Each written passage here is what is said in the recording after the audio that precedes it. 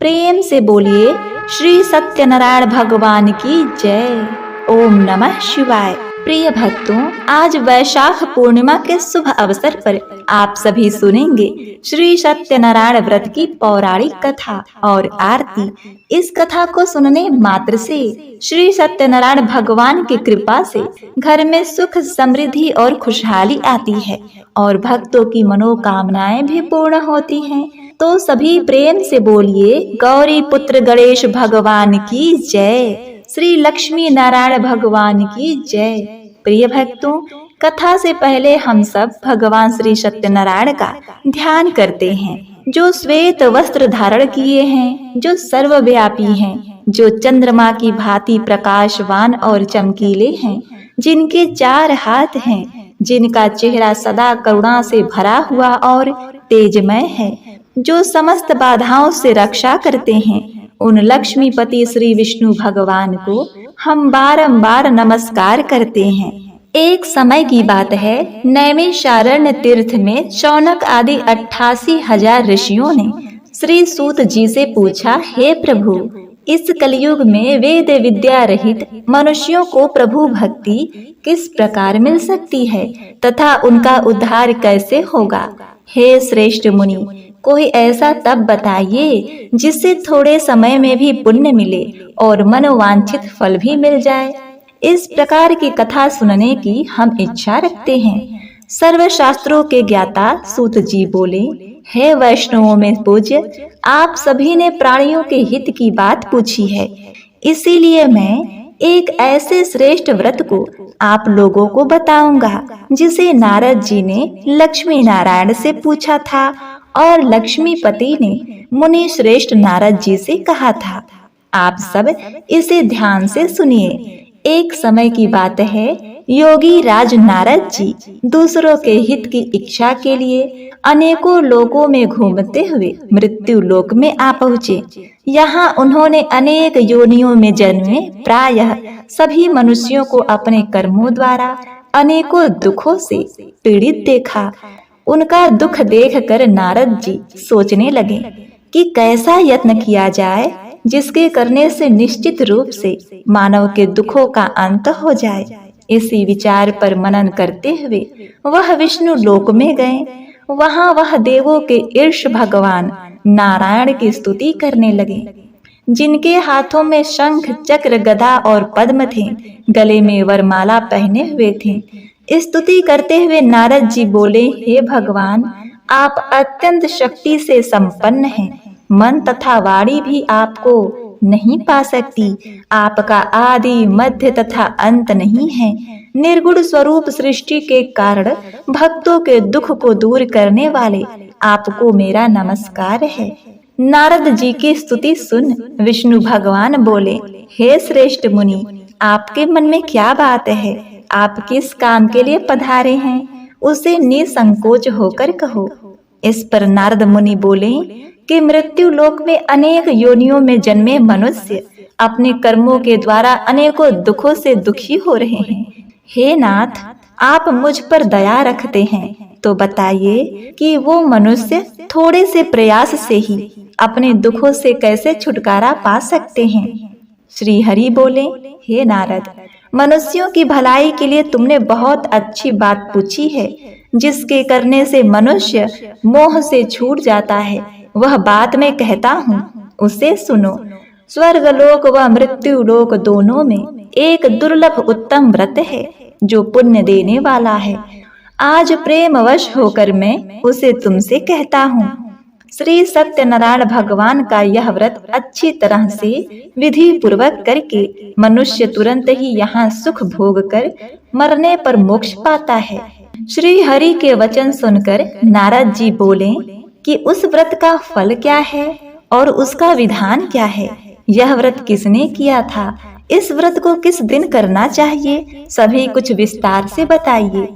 नारद जी की बात सुनकर श्री हरि बोले, दुख व शोक को दूर करने वाला यह व्रत सभी स्थानों पर विजय दिलाने वाला है।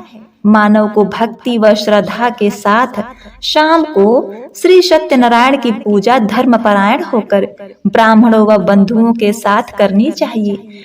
भक्ति भाव से ही नैवेद्य, केले का फल, घी, दूध और गेहूं का आटा सवाया लें। गेहूं के स्थान पर साठी का आटा, शक्कर तथा गुड़ लेकर सभी भक्षण योग्य पदार्थों को मिलाकर भगवान का भोग लगाएं। ब्राह्मणों सहित बंधु बांधवों को भी भोजन कराएं। उसके बाद स्वयं भोजन करें। भोजन कीर्तन के साथ भगवान की भक्ति में लीन हो जाएं।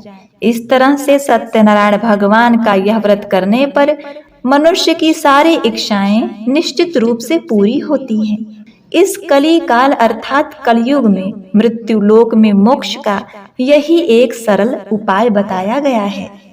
सूत जी बोले, हे ऋषियों, जिसने पहले समय में इस व्रत को किया था उसका इतिहास कहता हूँ, ध्यान से सुनो। सुंदर काशीपुरी नगरी में एक अत्यंत निर्धन ब्राह्मण रहता था। भूख प्यास से परेशान वह धरती पर घूमता रहता था। ब्राह्मणों से प्रेम करने वाले भगवान ने एक दिन ब्राह्मण का वेश धारण कर उनके पास जाकर पूछा, हे विप्रवर, नित्य दुखी होकर तुम पृथ्वी पर क्यों घूमते हो? दीन ब्राह्मण बोला, मैं निर्धन ब्राह्मण हूँ, भिक्षा के लिए धरती पर घूमता हूँ। हे भगवान, यदि आप इसका कोई उपाय जानते हो तो बताइए। वृद्ध ब्राह्मण कहते हैं कि सत्यनारायण भगवान मनोवांछित फल देने वाले हैं, इसीलिए तुम उनका पूजन करो। इसके करने से मनुष्य सभी दुखों से मुक्त हो जाता है। वृद्ध ब्राह्मण बनकर आए सत्यनारायण भगवान उस निर्धन ब्राह्मण को व्रत का सारा विधान बताकर अंतर ध्यान हो गए। ब्राह्मण मन ही मन सोचने लगा कि जिस व्रत को वृद्ध ब्राह्मण करने को कह गए हैं मैं उसे जरूर करूंगा। यह निश्चय करने के बाद उसे रात में नींद नहीं आई। वह सवेरे उठकर सत्यनारायण भगवान के व्रत का निश्चय कर भिक्षा के लिए चल दिया। उस दिन निर्धन ब्राह्मण को भिक्षा में बहुत धन मिला, जिससे उन्हें बंधु बांधवों के साथ मिलकर श्री सत्यनारायण भगवान का व्रत संपन्न किया। भगवान सत्यनारायण का व्रत संपन्न करने के बाद वह निर्धन ब्राह्मण सभी दुखों से छूट गया और अनेक प्रकार के संपत्तियों से युक्त हो गया। उसी समय से वह ब्राह्मण हर माह इस व्रत को करने लगा। इस तरह से श्री सत्यनारायण भगवान के व्रत को जो मनुष्य करेगा वह सभी प्रकार के पापों से छूटकर मोक्ष को प्राप्त होगा। जो मनुष्य इस व्रत को करेगा वह सभी दुखों से मुक्त हो जाएगा। सूत जी बोले, इस तरह से नारद जी से नारायण जी का कहा हुआ श्री सत्यनारायण व्रत को मैंने तुमसे कहा। हे विप्रो, अब मैं क्या और कहूँ? ऋषि बोले, हे मुनिवर, संसार में उस विप्र से सुनकर और किस किस ने इस व्रत को किया, हम सब इस बात को सुनना चाहते हैं। इसके लिए हमारे मन में श्रद्धा का भाव है। सूत जी बोले, हे मुनियों, जिस जिसने इस व्रत को किया है वह सब सुनो। एक समय वही विप्र धन व ऐश्वर्य के अनुसार अनेक बंधु बांधवों के साथ इस व्रत को करने को तैयार हुआ।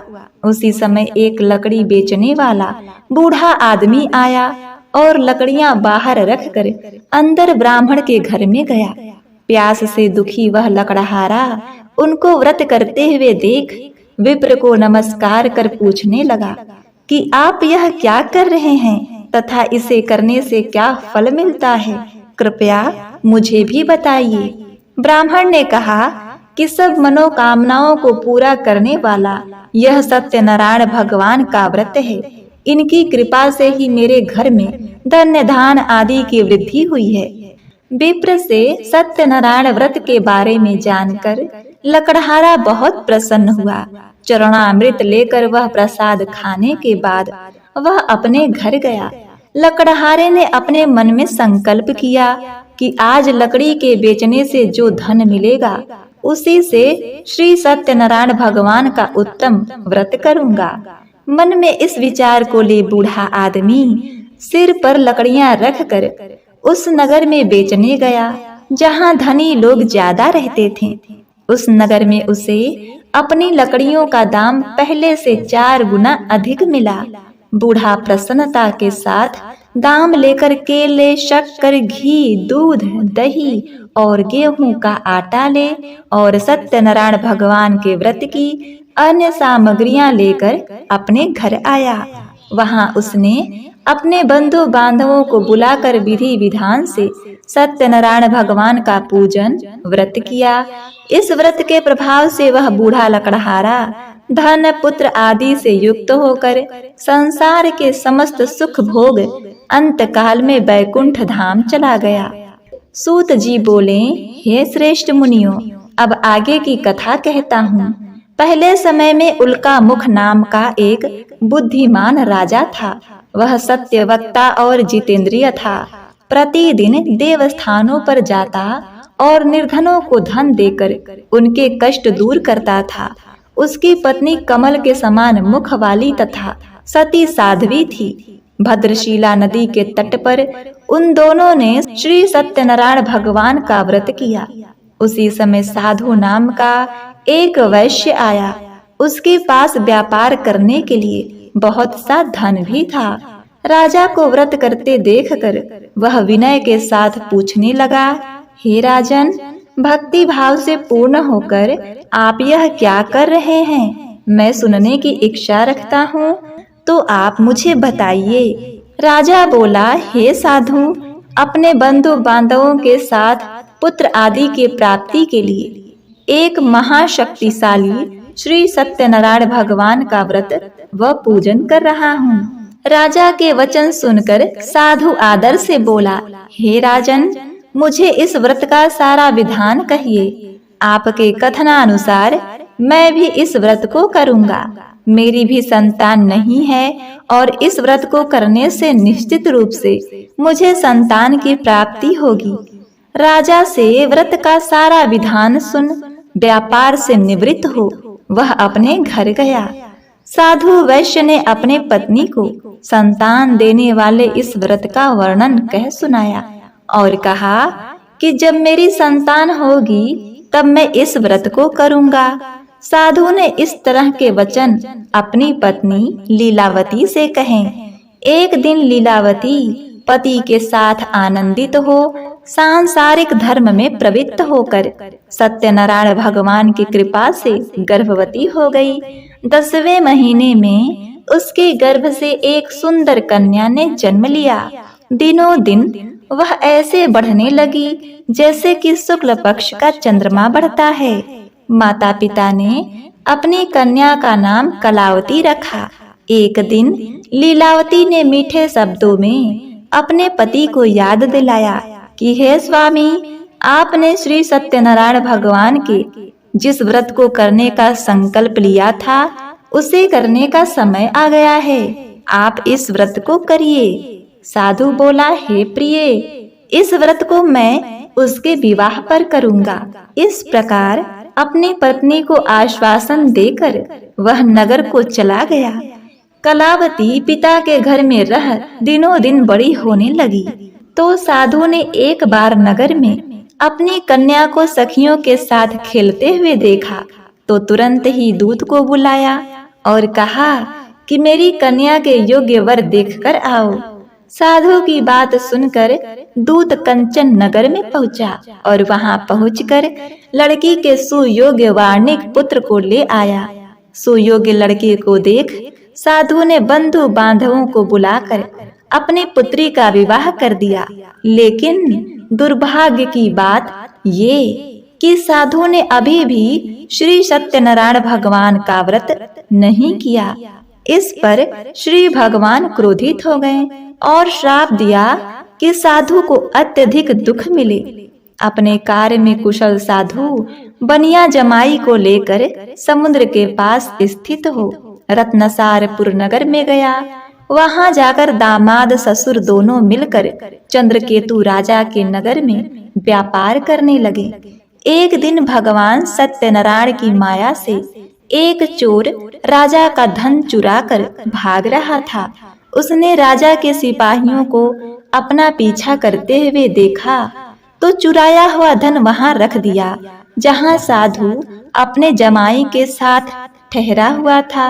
राजा के सिपाहियों ने साधु वैश्य के पास राजा का धन पड़ा हुआ देखा तो वह ससुर जमाई दोनों को बांधकर प्रसन्नता से राजा के पास ले गए और कहा कि हे महाराज, उन दोनों चोरों को हम पकड़कर लाए हैं, आप आगे की कार्यवाही की आज्ञा दें। राजा की आज्ञा से उन दोनों को कठिन कारावास में डाल दिया गया और उनका सारा धन भी उनसे छीन लिया गया। श्री सत्यनारायण भगवान के श्राप से साधु की पत्नी भी बहुत दुखी हुई। घर में जो धन रखा था उसे चोर चुरा ले गए। शारीरिक तथा मानसिक पीड़ा व भूख प्यास से अति दुखी हो अन्न की चिंता में कलावती एक ब्राह्मण के घर गई। वहां उसने श्री सत्यनारायण भगवान का व्रत होते देखा, फिर कथा भी सुनी। वह प्रसाद ग्रहण कर रात को घर वापस आई। माता ने कलावती से पूछा कि हे पुत्री, अब तक तुम कहाँ थी? तेरे मन में क्या है? कलावती ने अपनी माता से कहा, हे माता, मैंने एक ब्राह्मण के घर में श्री सत्यनारायण भगवान का व्रत देखा है। कन्या के वचन सुन लीलावती भगवान के पूजन की तैयारी करने लगी। लीलावती ने परिवार व बंधुओं सहित सत्यनारायण भगवान का पूजन किया और उनसे वर मांगा कि हे प्रभु, मेरे पति तथा जमाई शीघ्र ही घर आ जाएं। साथ ही यह भी प्रार्थना की कि हम सबका अपराध क्षमा करें। श्री सत्यनारायण भगवान इस व्रत से संतुष्ट हो गए और राजा चंद्रकेतु को सपने में दर्शन देकर कहा, हे राजन, तुम उन दोनों वैश्य को छोड़ दो और तुमने उनका जो धन लिया है उसे वापस कर दो। अगर तुमने ऐसा नहीं किया तो मैं तुम्हारा धन, राज्य व संतान सभी को नष्ट कर दूंगा। राजा को यह सब कहकर भगवान अंतर ध्यान हो गए। प्रातः काल सभा में राजा ने अपना सपना सुनाया। फिर बोले कि वार्णिक पुत्रों को कैद से मुक्त कर सभा में लाओ। दोनों ने आते ही राजा को प्रणाम किया। राजा मीठी बाड़ी में बोला, हे महानुभावों, भाग्यवश ऐसा कठिन दुख तुम्हें प्राप्त हुआ है, लेकिन अब तुम्हें कोई भय नहीं। ऐसा कहकर राजा ने उन दोनों को नए वस्त्र आभूषण भी पहनाए और जितना धन उनका लिया था उससे 2 गुना धन वापस कर दिया। दोनों वैश्य अपने घर को चल दिए। सूत जी बोले, वैश्यों ने मंगलाचार कर अपनी यात्रा आरंभ की और अपने नगर की ओर चल दिए। उनके थोड़ी दूर जाने पर एक दंडी वेशधारी श्री सत्यनारायण भगवान ने उनसे पूछा, हे साधु, तेरी नाव में क्या है? अभिमानी वार्णिक हंसता हुआ बोला, हे दंडी, आप क्यों पूछते हो? क्या धन लेने की इच्छा है? मेरी नाव में तो बेल पत्ते भरे हुए हैं। वैश्य के कठोर वचन सुन भगवान बोले, तुम्हारा वचन सत्य हो। दंडी ऐसे वचन कहकर वहां से दूर चले गए। कुछ दूर जाकर समुद्र किनारे बैठ गए। दंडी के जाने के बाद साधु वैश्य ने नित्य क्रिया के पश्चात नाव को ऊंची उठती देखकर अचंभा माना और नाव में बेल पत्ते आदि देखकर मूर्छित हो जमीन पर गिर पड़ा। मूर्छा खुलने पर वह अत्यंत शोक में डूब गया। तब उसका दामाद बोला कि हे पिताजी, आप शोक मत मनाइए, यह दंडी का शाप है, इसलिए हमें उनकी शरण में जाना चाहिए, तभी हमारी मनोकामनाएं पूरी होगी। दामाद की बात सुनकर वह दंडी के पास पहुंचा और अत्यंत भक्ति भाव से नमस्कार करते हुए बोला, मैंने आपसे जो असत्य वचन कहे थे उसके लिए मुझे क्षमा कर दें। ऐसा कहकर महान शोकातुर हो रोने लगा। तब दंडी भगवान बोले, हे वार्णिक पुत्र, मेरी आज्ञा से बार बार तुम्हें दुख प्राप्त हुआ है, तू मेरी पूजा से विमुख हुआ। साधु बोला, हे भगवान, आपकी माया से ब्रह्मा आदि देवता भी आपके रूप को नहीं जानते, तब मैं अज्ञानी कैसे जान सकता हूँ? आप प्रसन्न होइए, अब मैं सामर्थ्य के अनुसार आपकी पूजा करूँगा।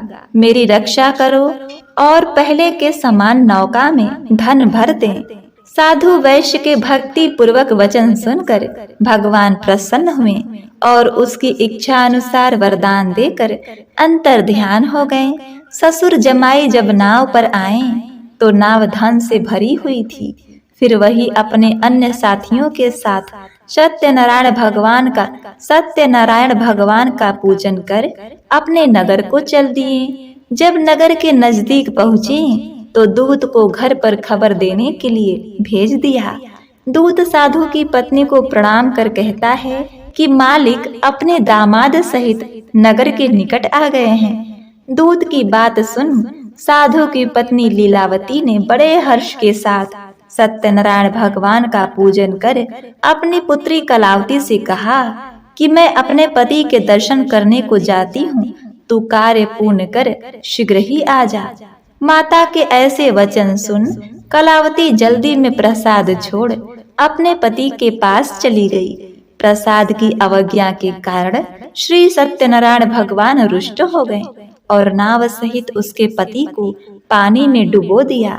कलावती ने अपने पति को वहां न पाकर रोती हुई जमीन पर गिर गई। नौका को डूबा हुआ देख व कन्या को रोता हुआ देख साधु दुखी होकर बोला, हे प्रभु, मुझसे तथा मेरे परिवार से जो भूल हुई है उसे क्षमा करो। साधु के दीन वचन सुनकर श्री सत्यनारायण भगवान प्रसन्न हो गए और आकाशवाणी हुई, हे साधु, तेरी कन्या मेरे प्रसाद को छोड़कर आई है, इसलिए उसका पति अदृश्य हो गया है। यदि वह घर जाकर प्रसाद खाकर लौटेगी तो इसे उसका पति अवश्य मिलेगा। ऐसी आकाशवाणी सुनकर कलावती घर पहुंची, प्रसाद ग्रहण करती है और फिर आकर अपने पति के दर्शन करती है।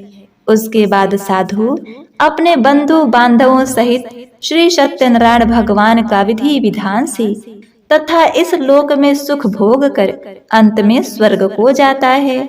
सूत जी बोले, हे ऋषियों, मैं और भी एक कथा सुनाता हूँ, उसे भी ध्यान पूर्वक सुनो।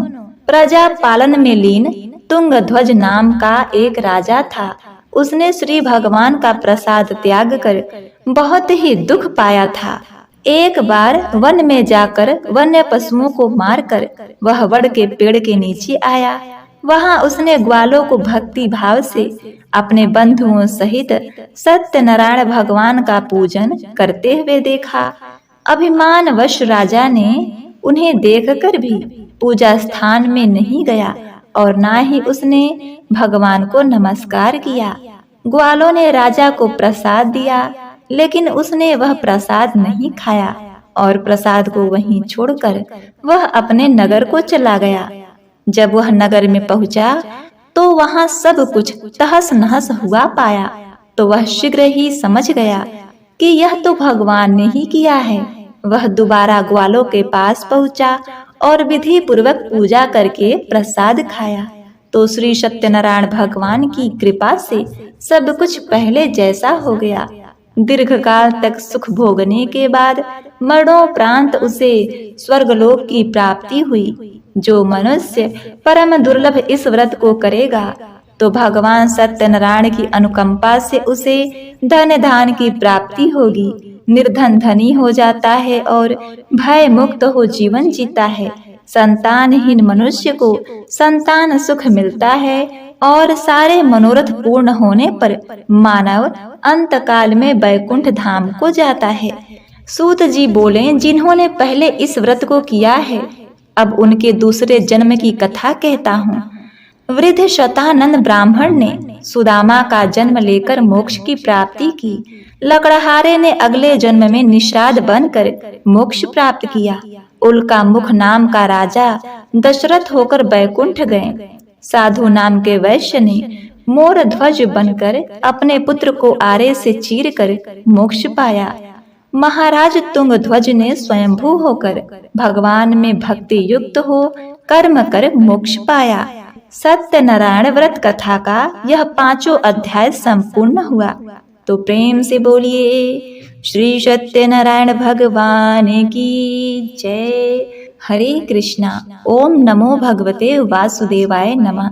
हे श्री सत्यनारायण भगवान, आपकी इस दुर्लभ पुण्यमयी कथा को सुनने वाले अपने सभी भक्तों को सुख समृद्धि और धन धान से परिपूर्ण करना, उनके रोग शोक और दुख का नाश करना, उन्हें अपने लोक वैकुंठ की प्राप्ति कराना। प्रिय भक्तों, अंत में आइए अब श्रवण करते हैं श्री सत्यनारायण भगवान की आरती।